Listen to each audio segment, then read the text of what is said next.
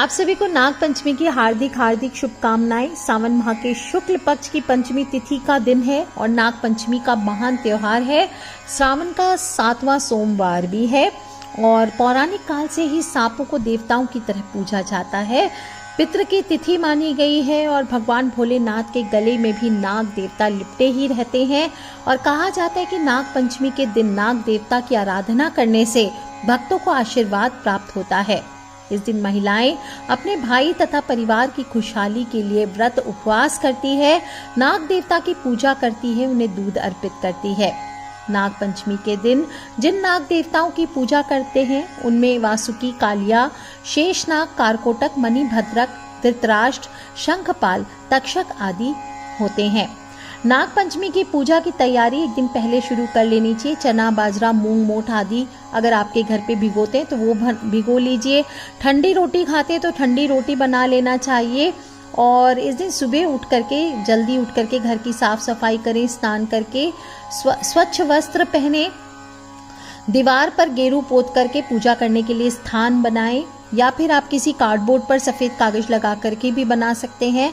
कच्चे दूध में गोयला घिस करके गेरू से बने हुए स्थान पर घर जैसी आकृति बनाकर उसके अंदर 5 फन वाले नाग देवता की आकृति बनाएं और या फिर आप चाहें तो ऐसे ही कार्डबोर्ड के ऊपर सफ़ेद कागज लगाकर उस पर 7 नाग आपको कोयले से या ब्लैक पेन से, ब्लैक कलर से बना देना चाहिए और या फिर घर के दरवाजे के दोनों तरफ 5 फन वाले नाग देवता की आकृति बनाएं।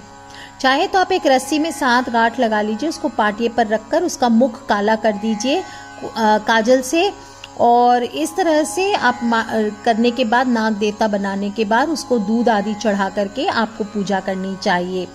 रोली, अक्षत, टीका, मोली, पुष्प, गंध आदि, भिगोए हुए अनाज, धान, खील, दुर्वा, खीर बनाएंगे इस दिन तो खीर आदि जो भी मिठाई आदि वो अर्पित करने चाहिए।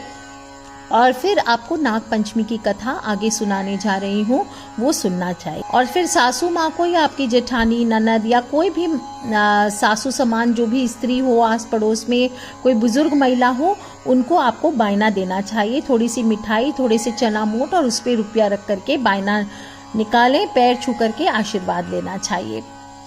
पंचमी की कथा ऐसी आती है नाग पंचमी की कि एक सेठ साहूकार था, उसके 7 लड़के थे और 7 की बहुएं थी, सातों ही विवाहित थे।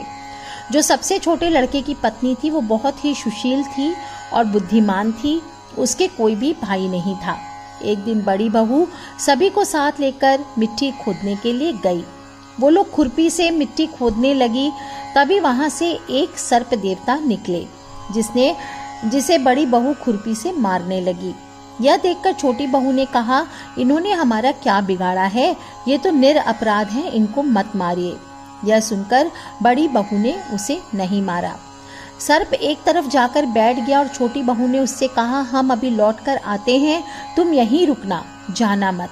यह कहकर वह सबके साथ घर चली गई और काम काज में भूल गई कि उसने सर्प देवता को रुकने के लिए कहा था। दूसरे दिन उसे याद आया कि अरे मैं तो सांप को बोल के आई थी कि मैं वापस आऊंगी, पर मैं तो भूल गई। वह दौड़ती दौड़ती वहां गई और उसने देखा तो सांप वहीं बैठा हुआ था। वह बोली, मुझे क्षमा करना भैया, मुझसे भूल हो गई। सांप ने कहा, भैया कहा है तो छोड़ देता हूँ, आज से तू मेरी बहन है, जो इच्छा है सो मांग ले। उसने कहा, मेरा कोई भाई नहीं है, मुझे भाई मिल गया। कुछ दिन बाद वह सांप मानव का रूप लेकर के अपनी बहन के घर आया और कहा, मेरी बहन को मेरे साथ भेजो। सांप ने विश्वास दिलाया कि वह उसके दूर के रिश्ते का भाई है। रास्ते में बहन को अपने वही सांप होने की बात बताई। सांप के घर पहुंचकर वहां पर वह छोटी बहू वहां का ठाट बाट देखकर हैरान रह गई। एक दिन सांप की माँ ने कहा, मैं एक काम से बाहर जा रही हूँ, तू अपने भाई को दूध पिलाकर आ जाना। उसने दूध दिया तो वह गर्म था, सांप का मुख जल गया। यह देखकर सांप की माता बहुत गुस्सा हुई। सांप ने कहा कि बहन को अब उसके घर भेज देना चाहिए। तब सांप और उसके पिता ने उसको बहुत सारा सोना, चांदी, जवाहरात, वस्त्र, धन आदि देकर उसके घर पहुंचा दिया। इतना सारा धन देखकर बड़ी बहू को बड़ी ईर्ष्या हुई। बोली, तेरा भाई तो बड़ा ही धनवान है, तुझे तो और अधिक धन लाना चाहिए था। सांप ने यह सुना तो उसने और धन ला करके दे दिया।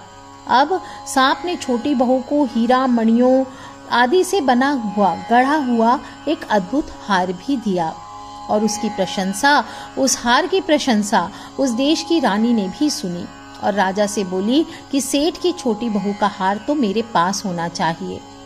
राजा ने अपने मंत्री को हुक्म दिया कि वह उस हार को लेकर के शीघ्र ही उपस्थित हो और मंत्री ने सेठ जी से जाकर कहा, महारानी जी छोटी बहू का हार पहनेंगी, वह आप उनसे मुझे ला करके दे दीजिए। सेठ जी ने डर के मारे छोटी बहू से हार मंगाकर उसे भेज दिया। छोटी बहू को यह बात बहुत ही बुरी लगी और उसने अपने भाई को याद किया और आने पर कहा, भैया रानी ने मेरा हार छीन लिया है, तुम कुछ ऐसा करो कि जब वह हार उसके गले में रहे तब तक के लिए वह सर्प बन जाए और जब वह मुझे लौटा दे तो हीरों और मणियों का हो जाए।